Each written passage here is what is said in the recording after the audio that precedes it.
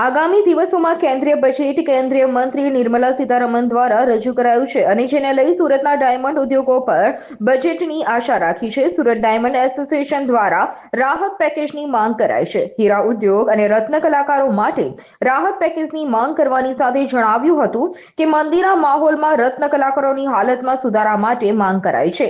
Diamond ઉદ્યોગ માટે વિવિધ યોજનાઓ લાવવા માટે પણ અપીલ કરાઈ છે. સાથે સુરત એરપોર્ટ પરથી વિવિધ દેશો સાથે કનેક્ટિવિટીની પણ માંગણી કરાઈ હતી. હું જગદીશ કુંડ, પ્રેસિડેન્ટ સુરત ડાયમંડ એસોસિએશન.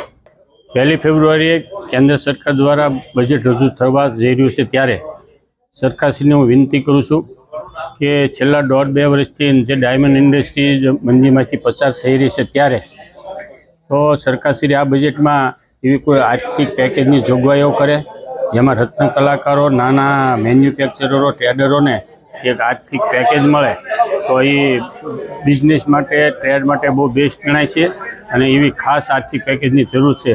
એટલે સરકારશ્રીને વિનંતી છે કે આ વખતે ખાસ જોગવાઈ બજેટમાં કરવામાં આવે.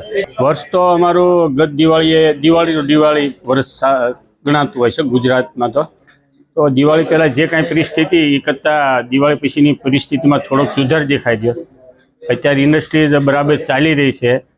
કોઈ બેરોજગાર હોય કે કોઈને કામ ન મળતું હોય એવું બનતું નથી. એવી અમારી પાસે છેલ્લા લાસ્ટ 3 મહિનાથી કમ્પ્લેન નથી. 100% એના માસિક પગારમાં કમી આવી છે, ઓછો થયો છે એ પાકું છે, પણ અત્યારે રોજગારીનો કોઈ ઇસ્યુ નથી એવું દેખાઈ રહ્યું છે. Bureau report S9 news Surat. અમારી તમામ માહિતીથી અપડેટ રહેવા માટે જોડાયેલા રહો S9 ન્યૂઝ સાથે.